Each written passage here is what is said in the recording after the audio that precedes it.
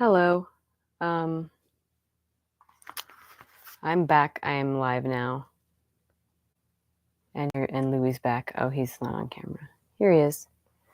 I meant to come back last week when I got back from my trip. I was in the UK and Ireland. And then I got really busy, busier than I meant to. But I'm forcing myself to do a late night stream. It's because I don't know when I'm gonna have time again. So I wanted to get this done before Halloween, like I set out to do. Anyway, so this should be the last two chapters, and then we'll be done.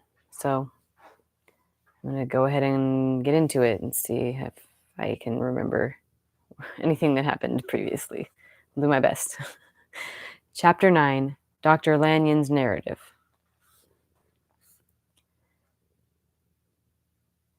On the 9th of January, now 4 days ago, I received by the evening delivery a registered envelope addressed in the hand of my colleague and old school companion, Henry Jekyll. I was a good deal surprised by this, for we were by no means in the habit of correspondence. I had seen the man, dined with him, indeed, the night before, and I could imagine nothing in our intercourse that should justify formality or registration. The contents increased my wonder, for this is how the letter ran. Dear Lanyon, you are one of my oldest friends, and although we may have differed at times on scientific questions, I cannot remember, at least on my side, any break in our affection. There was never a day when, if you had said to me, Jekyll, my life, my honor, my reason depend upon you, I would not have sacrificed my left hand to help you. Lanyon, my life, my honor, my reason are all at your mercy. If you fail me tonight, I am lost. You might suppose, after this preface, that I am going to ask you for something dishonorable to grant. Judge for yourself. Stop it. I was just in Scotland, so I'm trying to remember the accent. I want you to postpone all other engagements for tonight. Even if you were summoned to the bedside of an emperor to take a cab, unless your carriage should be actually at the door, and with this letter in your hand for consultation, to drive straight to my house. Poole, my butler, has his orders. You will find him waiting for your arrival with a locksmith.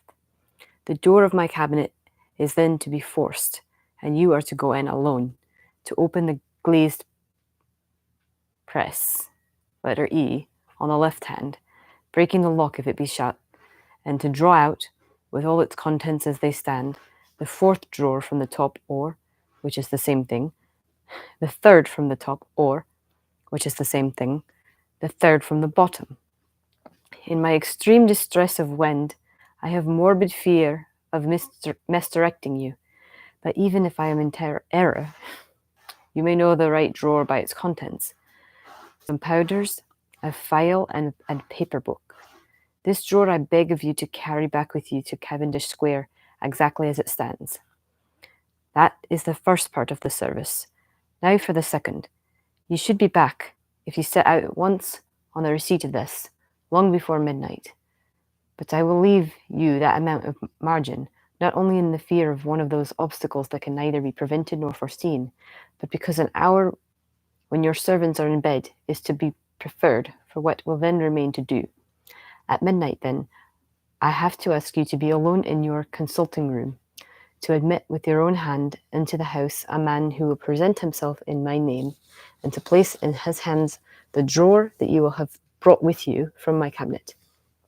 Then you will have played your part and earned my gratitude completely. 5 minutes afterwards, if you insist upon an explanation, you will have understood that these arrangements are of capital importance, and that by the neglect of one of them, fantastic as they must appear, you might have charged your conscience with my death or the shipwreck of my reason. Confident as I am that you will not trifle with this appeal, my heart sinks and my hand trembles at the bare thought of such a possibility. Think of me at this hour, in a strange place, labouring under a blackness of distress that no fancy can exaggerate, and yet well aware that, if you will but punctually serve me, my troubles will roll away like a story that is told. Serve me, my dear Lanyon, and save your friend, H.J. P.S. I had already sealed this up when a fresh terror struck upon my soul. It is possible that the post office may fail me, and this letter not come into your hands until tomorrow morning. In that case, dear Lanyon, do my errand when it shall be most convenient for you in the course of the day, and once more expect my messenger at midnight.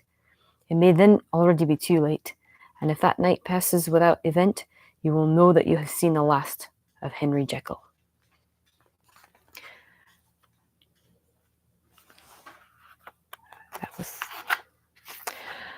Upon the reading of this letter, I made sure my colleague was insane, but till that was proved beyond the possibility of doubt, I felt bound to do as he requested. The less I understood of this farrago, the less I was in a position to judge of its importance, and an appeal so worded could not be set aside without a grave responsibility. I rose accordingly from table, got into a hansom, and drove straight to Jekyll's house. The butler was awaiting my arrival.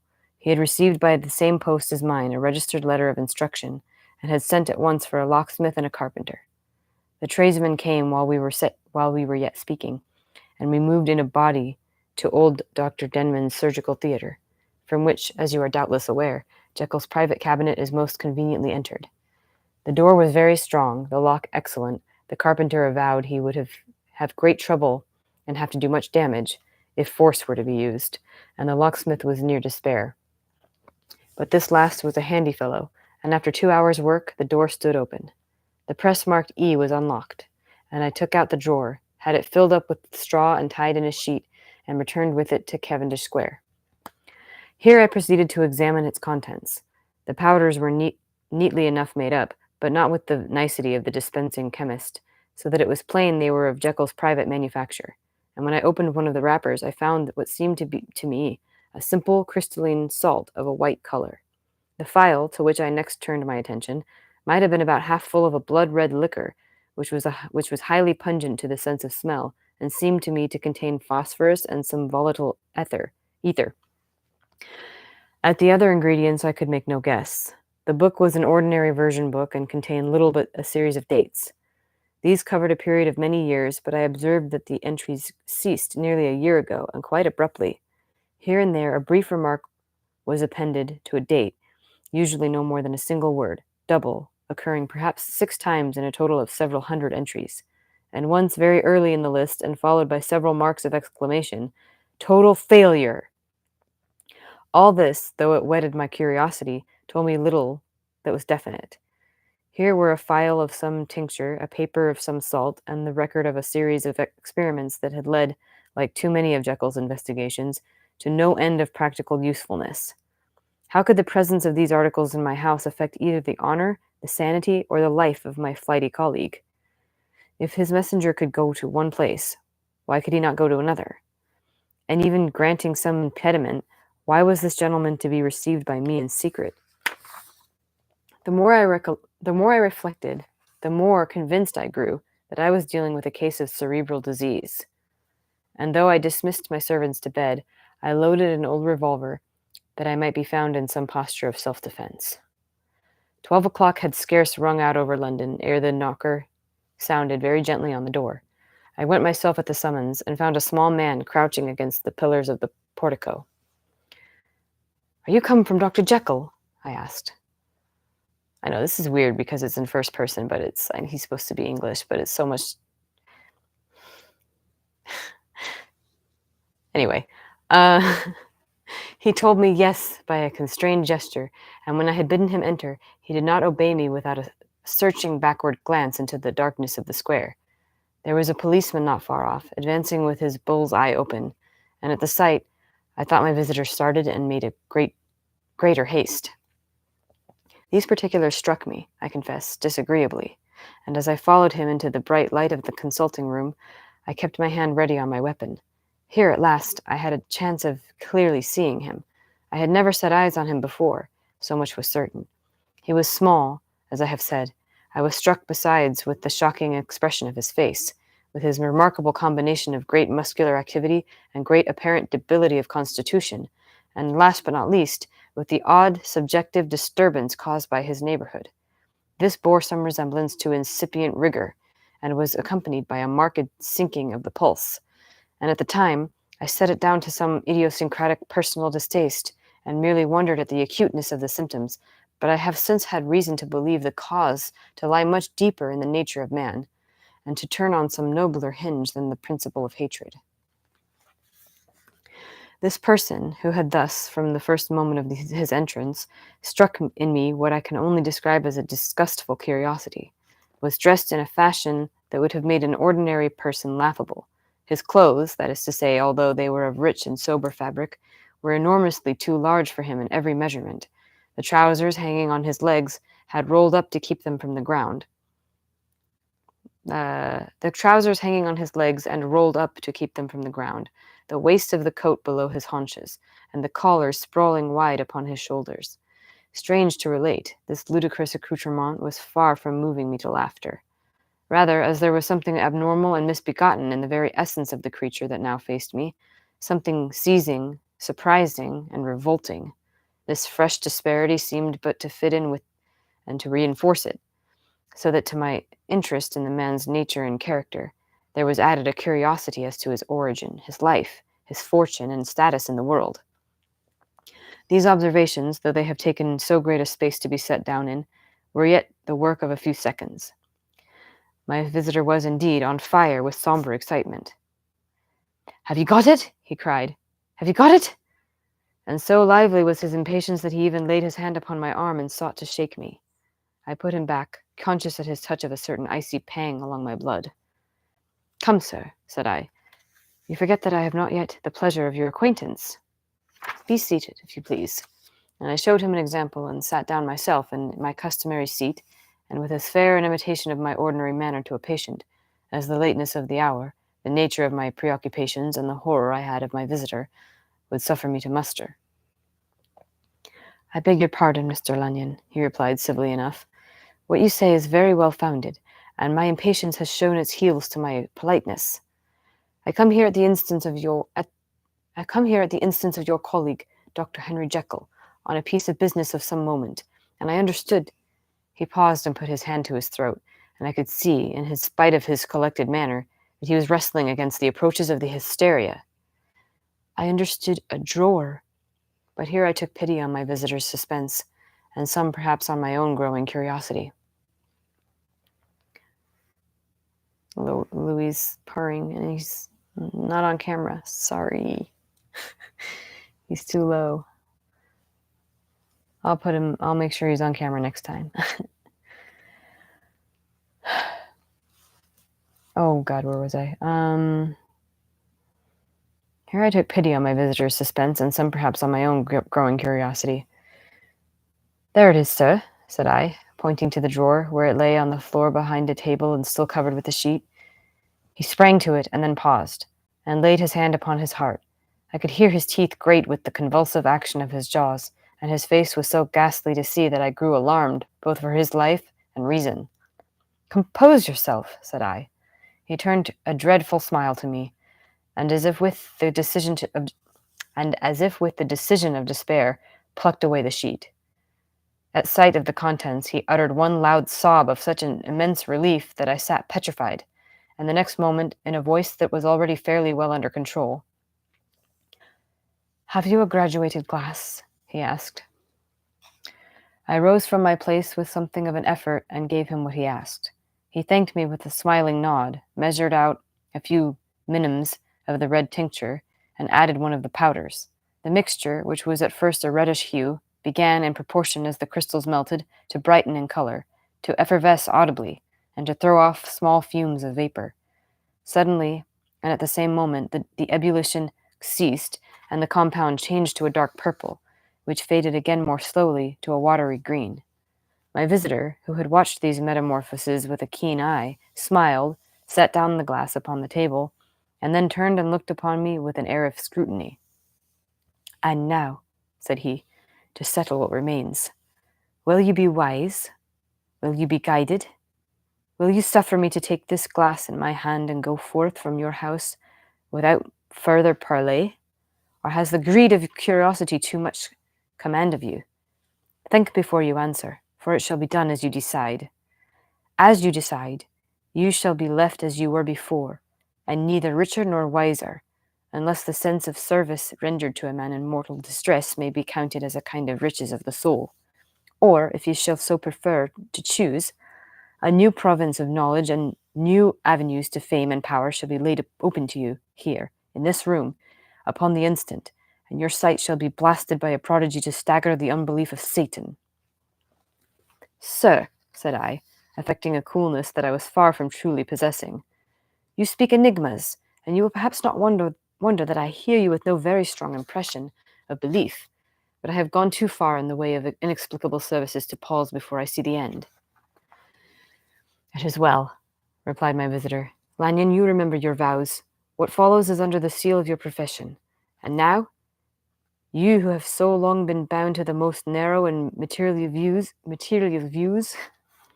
you who have denied the virtue of transcendental medicine, you who have derided your superiors, behold! He put the glass to his lips and drank at one gulp. A cry followed. He reeled, staggered, clutched at the table, and held on, staring with injected eyes, gasping with open mouth. And as I looked, there came, I thought, a change. He seemed to swell. His face became suddenly black, and the features seemed to melt and alter. And the next moment, I had sprung to my feet and leaped back against the wall, my arm raised to shield me from that prodigy, my mind submerged in terror.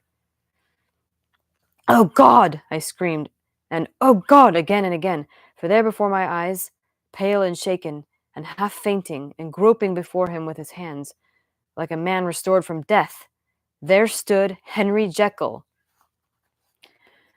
What he told me in the next hour I cannot bring my mind to set on paper.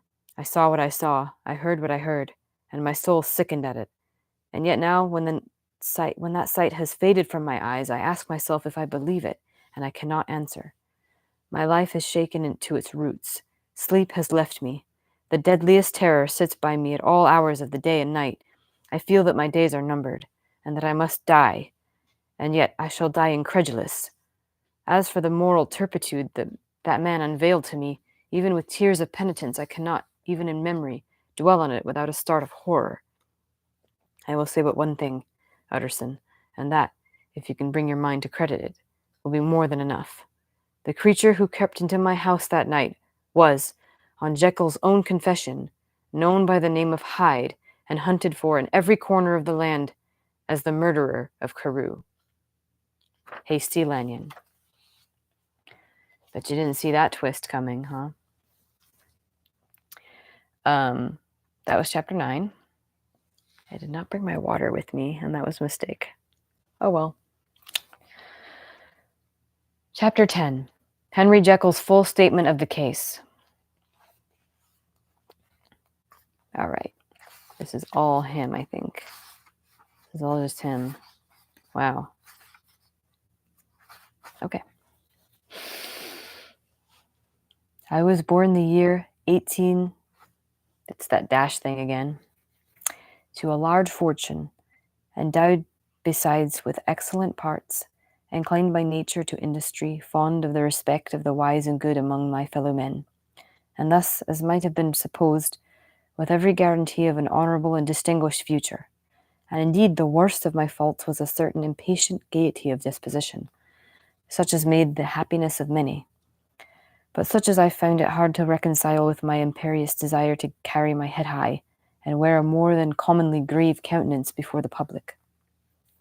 Hence it came about that I concealed my pleasures, and that when I reached years of reflection, and began to look around me and take stock of my progress and position in the world, I stood already committed to a profound duplicity of life.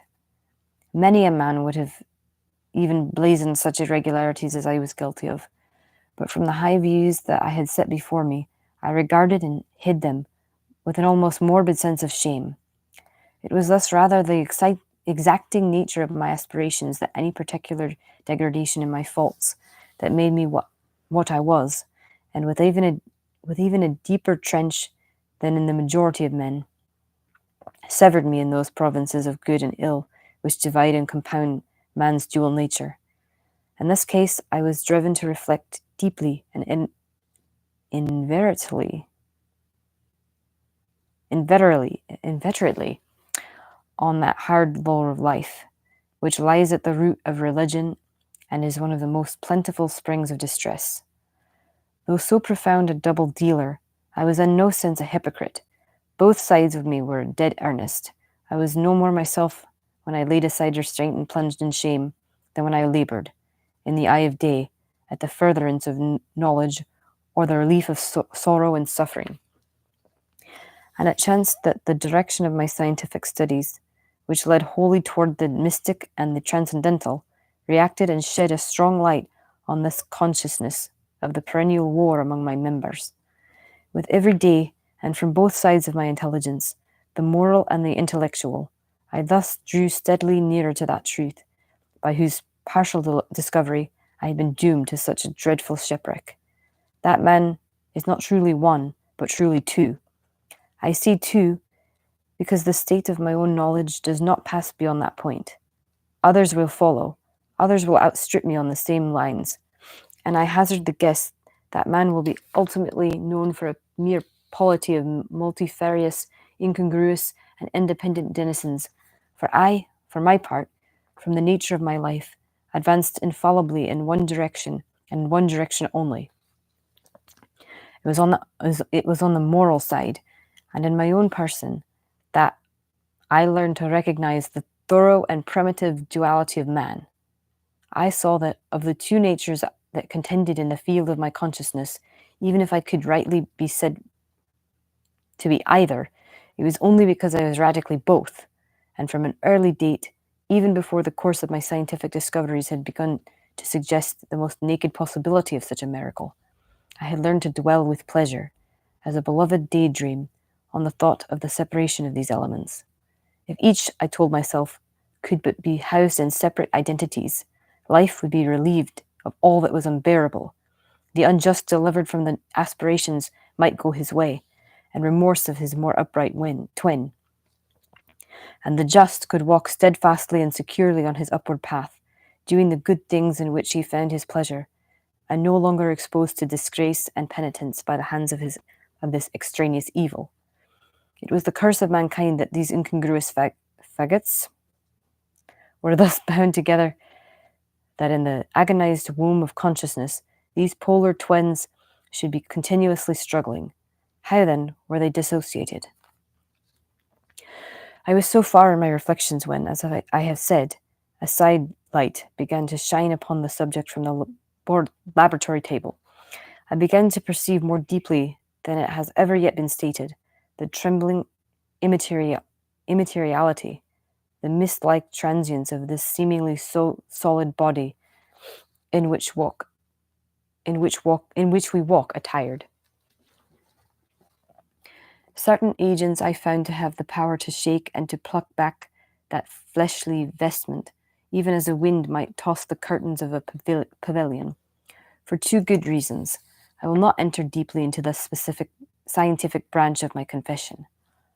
First, because I have been made to learn that the doom and burthen of our life is bound forever on man's shoulders, and when the attempt is made to cast it off, but it returns upon us with a more unfamiliar and more awful pressure. Second, because as my narrative will make, alas, too evident, my discoveries were incomplete. Enough, then, that I not only recognized my natural body for the mere aura and effulgence of certain of the powers that made up my spirit, but managed to compound a drug by which these powers should be dethroned from their supremacy, and a second form of countenance substituted, none the less natural to me because they were the expression and bore the stamp of lower elements in my soul. I hesitated long before I put this theory to the test of practice.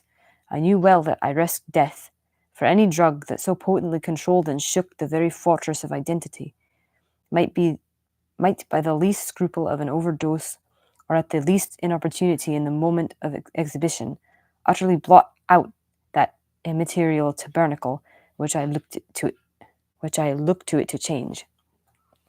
But the temptation of a discovery so singular and profound, at last overcame the suggestions of alarm. I had long since prepared my tincture. I purchased at once from a firm of wholesale chemists a large quantity of a particular salt which I knew from my experiments to be the last ingredient required, and late one accursed night I compounded the elements, watched them boil and smoke together in the glass, and when the ebullition had subsided, with a strong glow of courage, drank off the potion. The most racking pangs succeeded, a grinding in the bones, a deadly nausea, and a horror of the spirit that cannot be exceeded at the hour of birth or death. Then these agonies began swiftly to subside, and I came to myself as if out of a great sickness. There was something strange in my sensations, something indescribably new, and from its very novelty, incredibly sweet. I felt younger, lighter, happier in body. Within I was conscious of a heady recklessness, a current of disordered sensual images running like a mill race in my fancy, a solution of the bonds of obligation, an unknown but not an innocent freedom of the soul. I knew myself, at the first breath of this new life, to be more wicked, tenfold more wicked, sold a slave to my original evil. And the thought, in that moment, braced and delighted me like wine. I stretched out my hands, exulting in the freshness of these sensations, and in the act, I was suddenly aware that I had lost in stature. There was no mirror at that date in my room, and that which stands beside me as I write was brought there later on and for the very purpose of these transformations.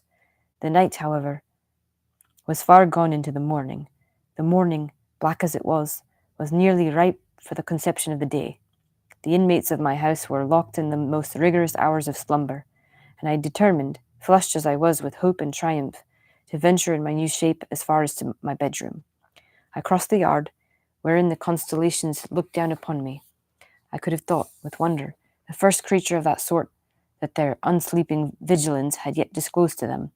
I stole through the corridors, a stranger in my own house, and coming to my room, I saw for the first time the appearance of Edward Hyde. I must here speak by theory alone, saying not that which I know, but that which I suppose to be most probable.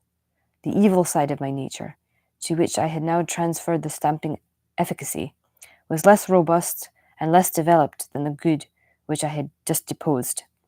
Again, in the course of my life, which had been, after all, 9/10 of a life of effort, virtue, and control, it had been much less exercised and much less exhausted.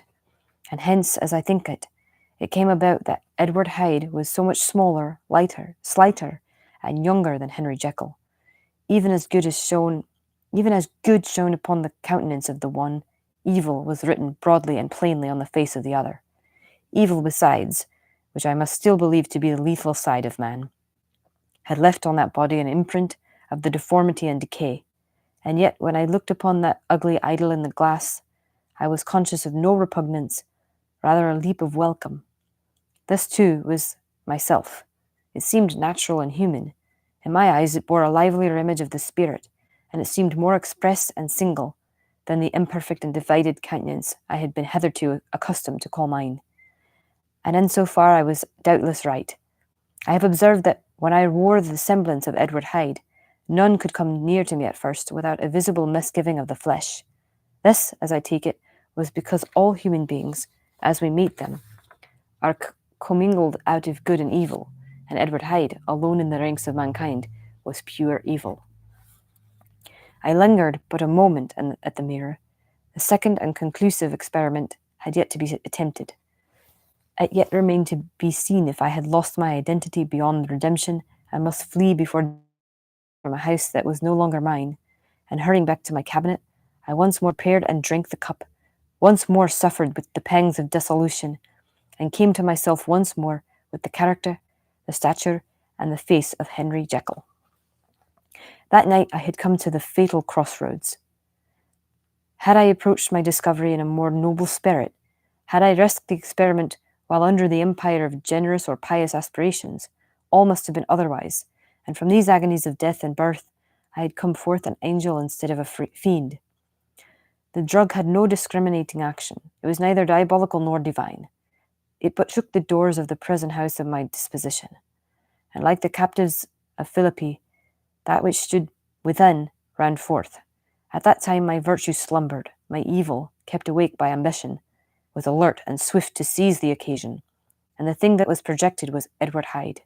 Hence, although I had now two characters as well as two appearances, one was wholly evil, and the other was still the old Henry Jekyll, that incongruous compound of whose reformation and improvement I had already learned to despair. The movement was thus wholly toward the worse. Even at that time, I had not yet conquered my aversion to the dryness of a life of study. I would still be merrily disposed at times, and as my pleasure were, to say the least, undignified, and I was not only well known and highly considered, but growing toward the elderly man, this incoherency of my life was daily growing more unwelcome. It was on this side that my new power tempted me until I fell in slavery. I had but to drink the cup, to doff at once the body of the noted professor, and to assume, like a thick cloak, that of Edward Hyde. I smiled at the notion. It seemed to me, at the time, to be humorous, and I made my preparations with the most studious care. I took and furnished that house in Soho, to which Hyde was tracked by the police, and engaged as housekeeper a creature whom I well knew to be silent and unscrupulous.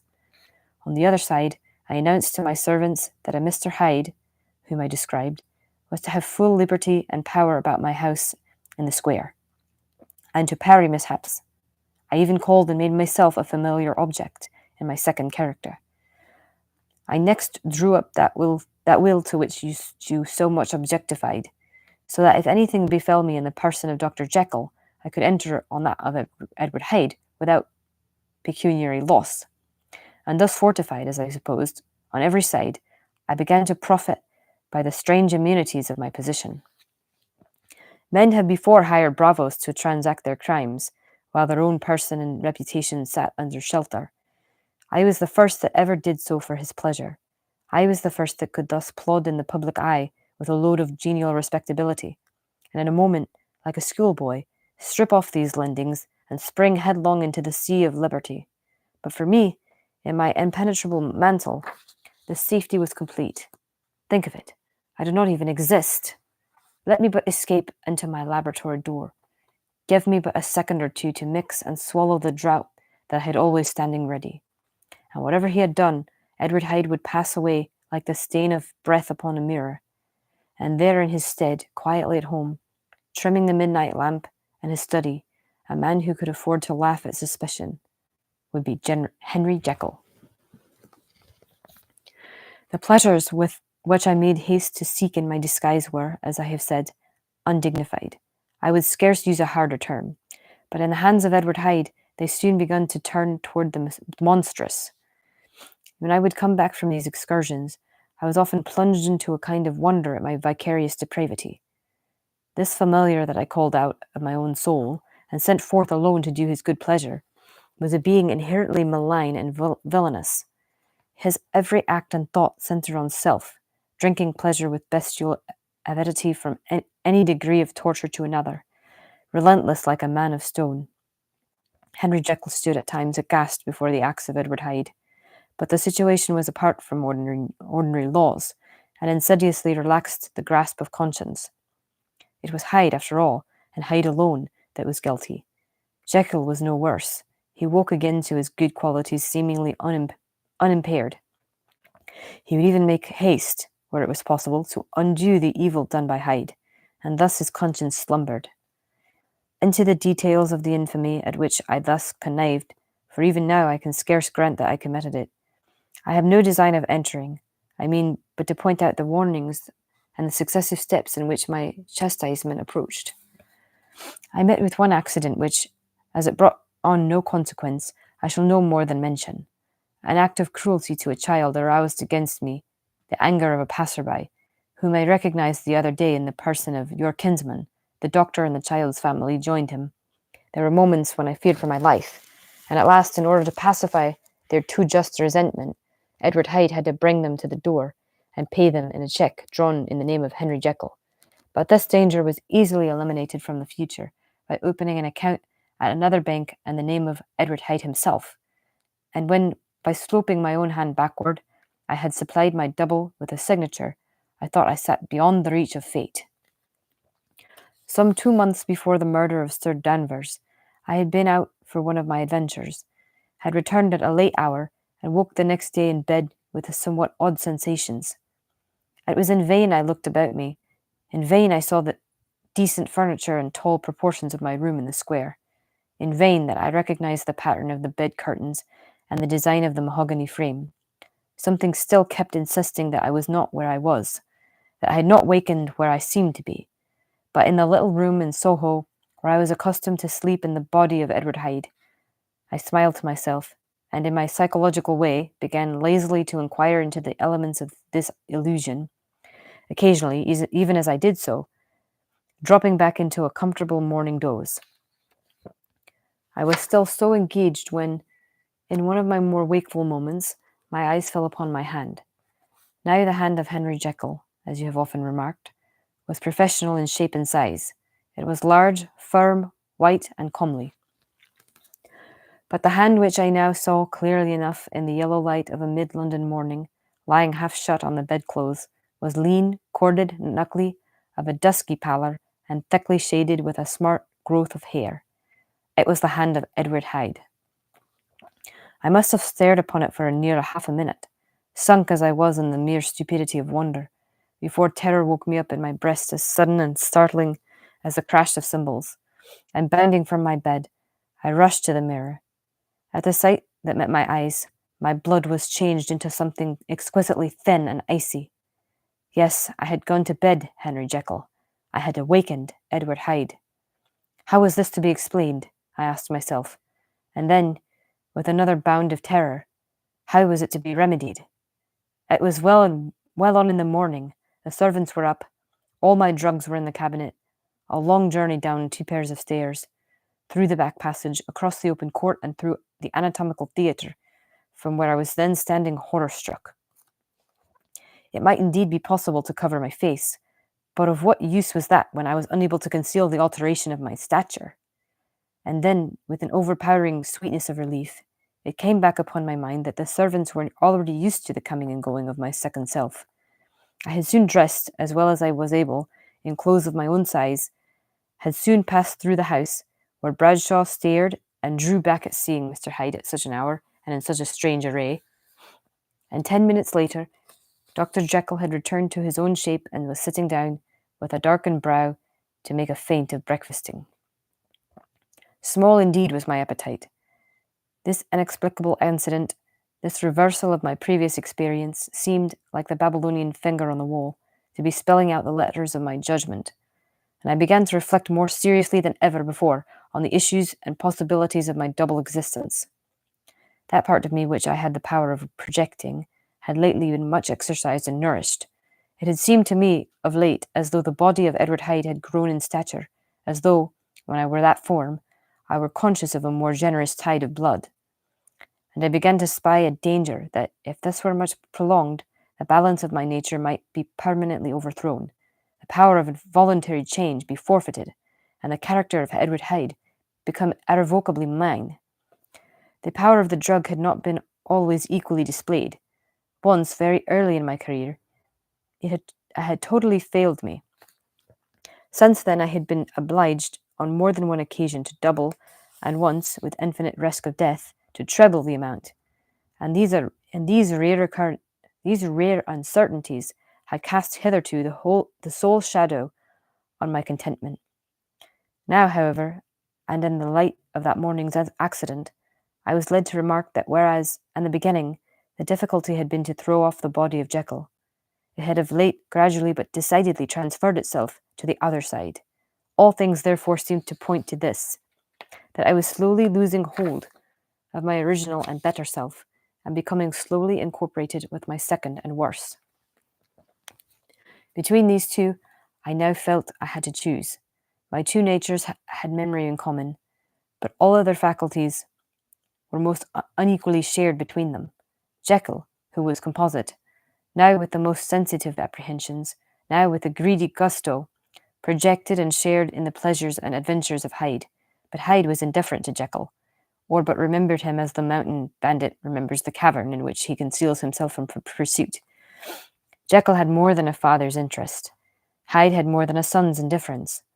To cast in my lot with Jekyll was to die to those appetites which I had long secretly indulged and had of late begun to pamper. To cast in it with Hyde was to die to 1,000 interests and aspirations, and to become, at a blow and forever, despised and friendless. The bargain might appear unequal, but there was still another consideration in the scales.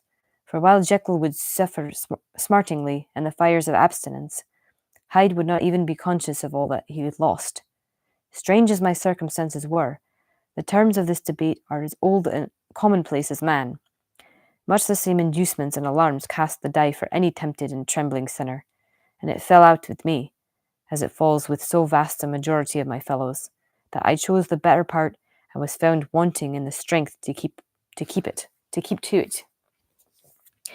Yes, I preferred the elderly and discontented doctor, surrounded by friends and cherishing honest hopes, and bade a resolute farewell to the liberty, the comparative youth, the light step, leaping impulses, and secret pleasures that I had enjoyed in the disguise of Hyde. I made this choice perhaps with some unconscious reservation, for now I neither gave up the house in Soho nor destroyed the clothes of Edward Hyde, which still lay ready in my cabinet. For 2 months, however, I was true to my determination. For 2 months I led a life of such severity as I had never before attained to, and enjoyed the compensations of an improving conscience. But time began at last to obliterate the freshness of my alarm. The praises of conscience began to grow into a thing of course. I began to be tortured with throes and longings, as of Hyde struggling after freedom, and at last, in an hour of moral weakness, I once again compounded and swallowed the transforming draught. I do not suppose that when a drunkard reasons with himself upon his vice, he is once out of 500 times affected by the dangers that he runs through his brutish physical insensibility. Neither had I, long as I had considered my position, made enough allowance for the complete moral insensibility and insensate readiness to evil, which were the leading characters of Edward Hyde. Yet it was by these that I was punished. My devil had long been caged. He came out roaring. I was conscious, even when I took the draught, of a more unbridled, a more furious propensity to ill. It must have been this, I suppose, that stirred in my soul the tempest of impatience with which I listened to the civilities of my unhappy victim. I declare at least, before God, no man morally sane could have been guilty of that crime upon so pitiful a provocation, and that I struck in no more reasonable spirit than that in which a sick child may break a plaything. But I had voluntarily stripped myself of all those balancing instincts by which even the worst of us continues to walk with some degree of steadiness among temptations, and in my case, to be tempted, however slightly, was to fall. Instantly the spirit of hell awoke in me and raged. With a transport of glee, I mauled the unresisting body, tasting delight from every blow, and it was not till weariness had begun to succeed that I was suddenly, in the top fit of my delirium, struck through the heart by a cold thrill of terror. A mist dispersed. I saw my life to be forfeit, and fled from the scene of these excesses, at once glorying and trembling, my lust of evil gratified and stimulated. My love of life screwed to the topmost peg. I ran to the house in Soho, and, to make assurance doubly sure, destroyed my papers. Thence I set out through the lamplit streets in the same divided ecstasy of mind, gloating on my crime, light-headedly devising others in the future, and yet still hastening and still hearkening in my wake for the steps of the avenger.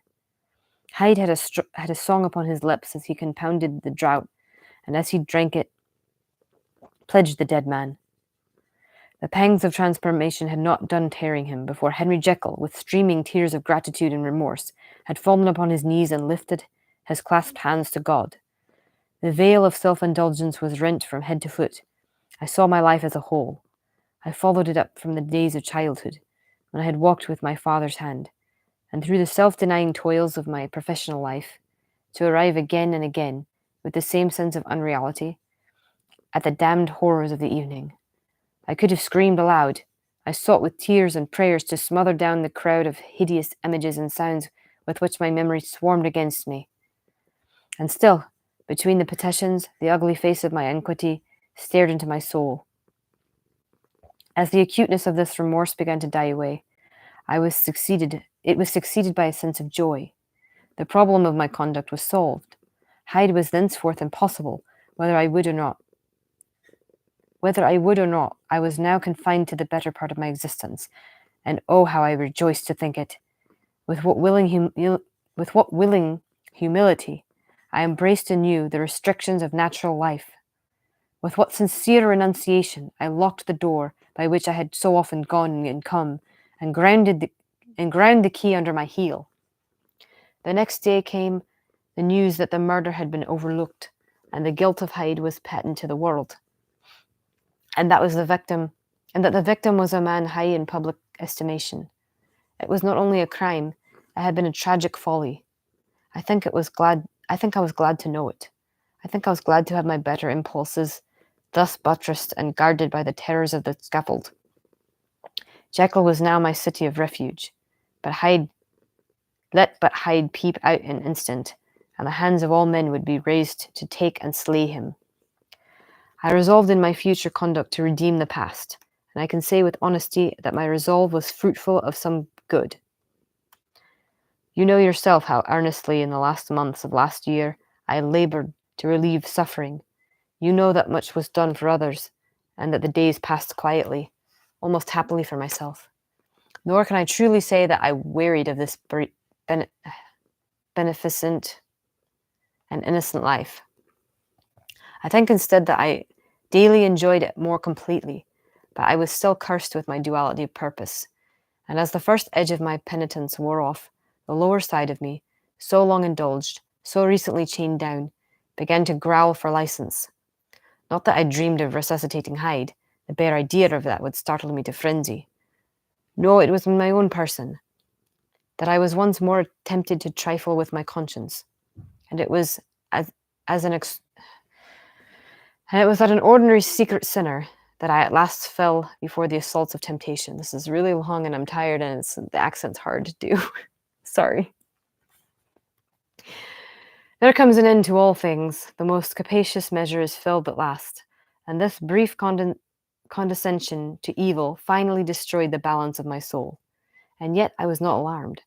The fall seemed natural, like a return to the old days before I had made discovery.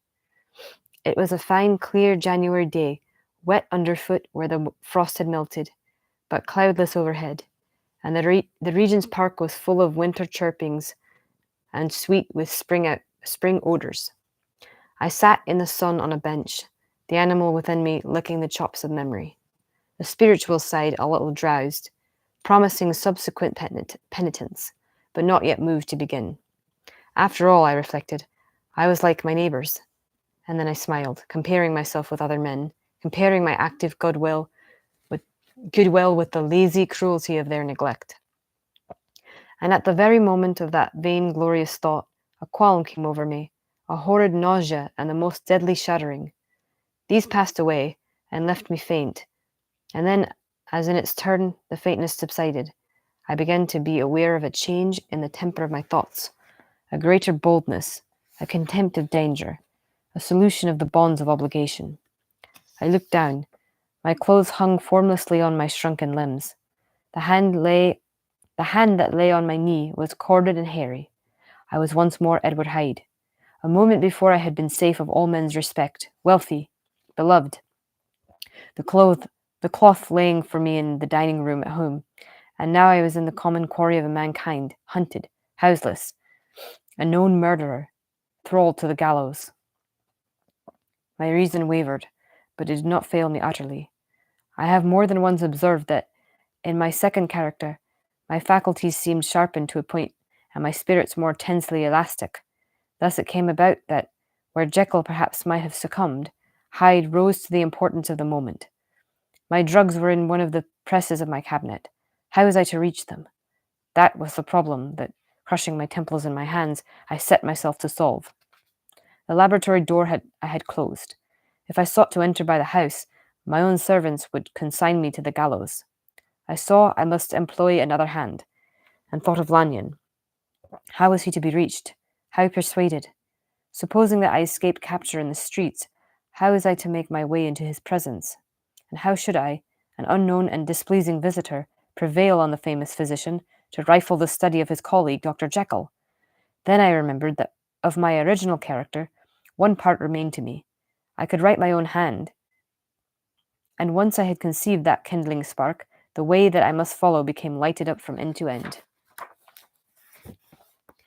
Thereupon, I arranged my clothes as best I could, and summoning a passing hansom, drove to an hotel in Portland Street, the name of which I chanced to remember. At my appearance, which was indeed comical enough, however tragic a fate these garments covered, the driver could not conceal his mirth. I gnashed my teeth upon him with a gust of devilish fury, and the smile withered from his face, happily for him, yet more happily for myself, for in another instant I had certainly dragged him from his perch. At the inn, as I entered, I looked about me with so black a countenance as made the attendants tremble. Not a look did they exchange in my presence, but obsequiously took my orders, led me to a private room, and brought me wherewithal to write. Hyde in danger of his life was a creature new to me, shaken with inordinate anger, strung to the pitch of murder, lusting to inflict pain. Yet the creature was astute, mastered his fury with great effort of the will, composed 2 important letters, one to Lanyon and one to Poole, and that he might receive actual evidence of their being posted, sent them out with directions that they should be registered. Thenceforward, he sat all day over the fire in the private room, gnawing his nails.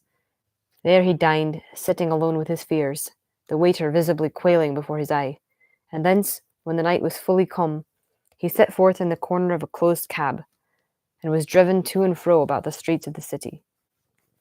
He, I cannot say, that child of hell had nothing human, nothing lived in him but fear and hatred, and when at last, thinking the driver had begun to grow suspicious, he discharged the cab and ventured on foot, attired in his misfitting clothes, an object marked out for observation, into the midst of the nocturnal passengers.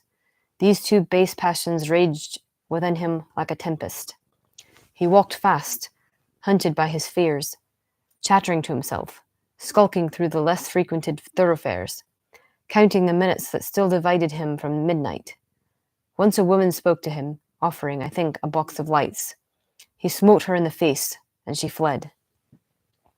When I came to myself at Lanyon's, the horror of my old friend perhaps affected me somewhat. I do not know. It was at least but a drop in the sea to the abhorrence with which I looked back upon these hours. A change had come over me. I was no longer the fear of the gallows. It was no longer the fear of the gallows. It was the horror of being Hyde that racked me. I received Lanyon's condemnation partly in a dream. It was partly in a dream that I came home to my own house and got into bed. I slept after the prostration of the day, with a stringent and profound slumber which not even the nightmares that wrung me could avail to break. I awoke in the morning shaken, weakened, but refreshed. I still hated and feared the thought of the brute that slept within me, and I had not, of course, forgotten the appalling dangers of the day before.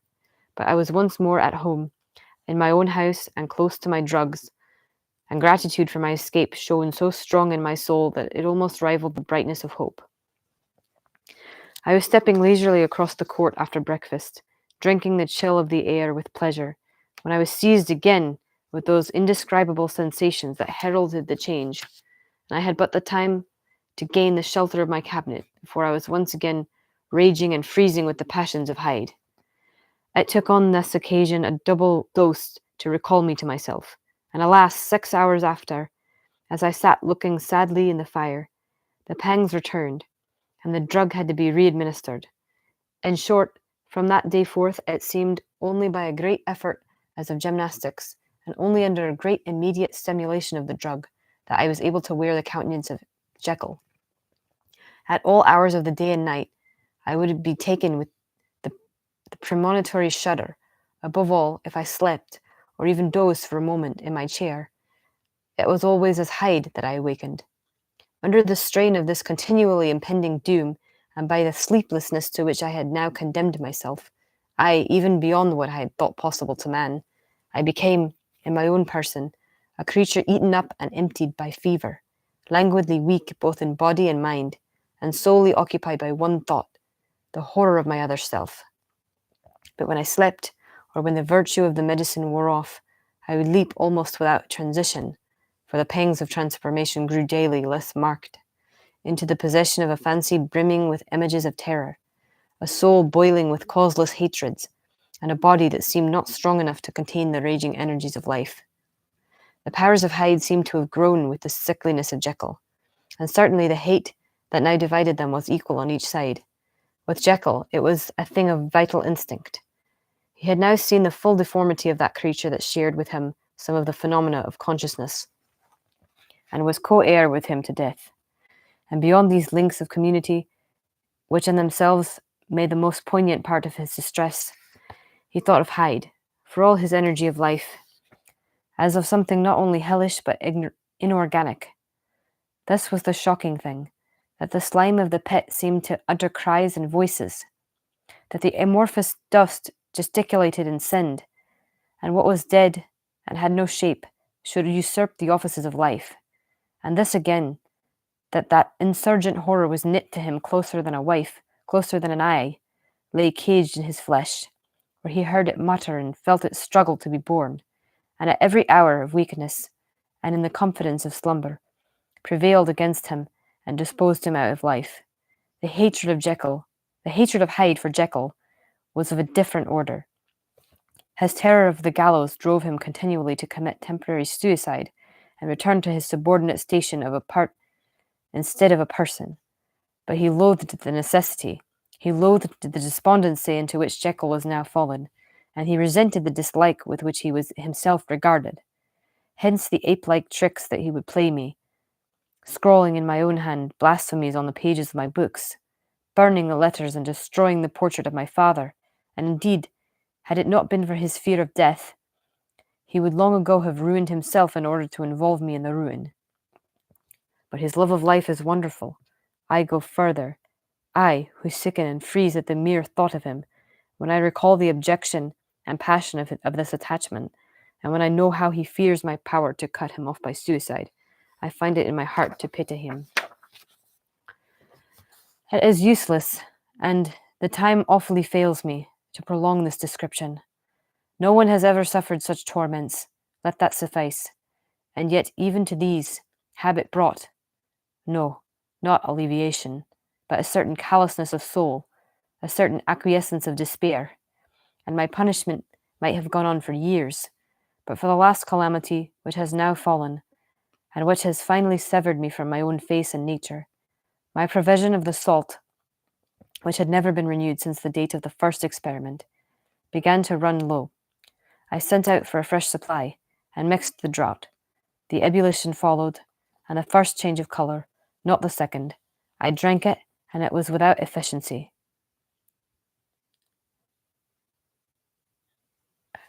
You will learn from Poole now how I have had London ransacked. It was in vain, and I am now persuaded that my first supply was impure, and that it was unknown impurity which lent efficacy to the draught.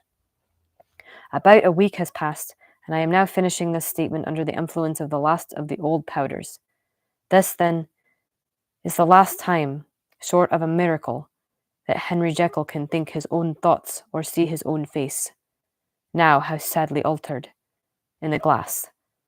Nor must I delay too long to bring my writing to an end, for if my narrative has hitherto escaped destruction, it has been a combination of great prudence and great good luck. Should the throes of change take me in the act of writing it, Hyde will tear it into pieces. But if some time shall have elapsed after I have laid by, his wonderful selfishness and circumscription to the moment will probably save it once again from the action of his ape-like spite. And indeed, the doom that is closing on us both has already changed and crushed him.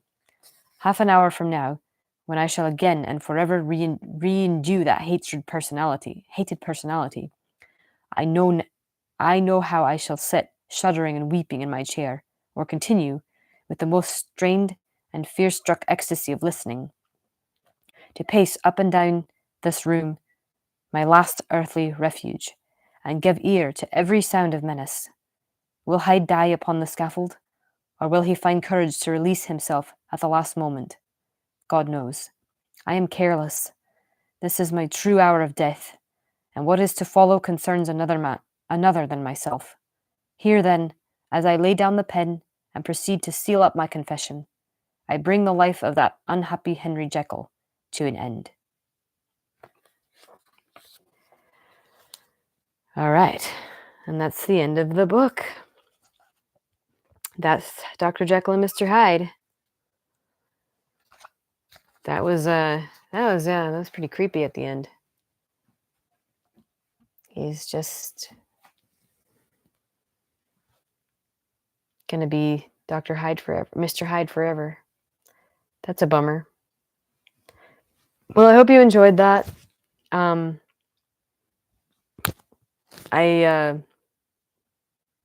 feel like that was a kind of a mess. So I don't know. Yeah, it's 2 a.m. I'm very exhausted, and it's very hard to read aloud, especially in an accent when you're tired. And God, I'm like, I can see myself and I see how tired I look. So happy Halloween. Hope you have a good one. And yeah, hopefully I'll be back doing this more often soon, not just during spooky season. I'd like to do more of these, but yeah, life has gotten so busy, too busy for me. I have to figure out how to slow it down. But I'll make time. I just have to find more things to read that are open source like that. Someone who does this professionally said it doesn't really matter if it's public domain or not. People don't care that much. But just to be on the safe side, yeah, I don't know. If you have any recommendations, put them in the comments here. And yeah, it would help me out a lot, because that's one reason I put off doing it so long, is because I didn't really know what to read. And things like that book, things that are on the public domain are so old. They're not written in a way that feels like natural to read anymore, because we don't speak that way anymore. It's like not contemporary. So it's hard to like make it sound natural, which is fine. It's a challenge, but that's why I've put it off. Anyway, I'm done rambling. Hope you're all doing well and that you have fun on Halloween. And yeah, hopefully I'll be back soon. Bye.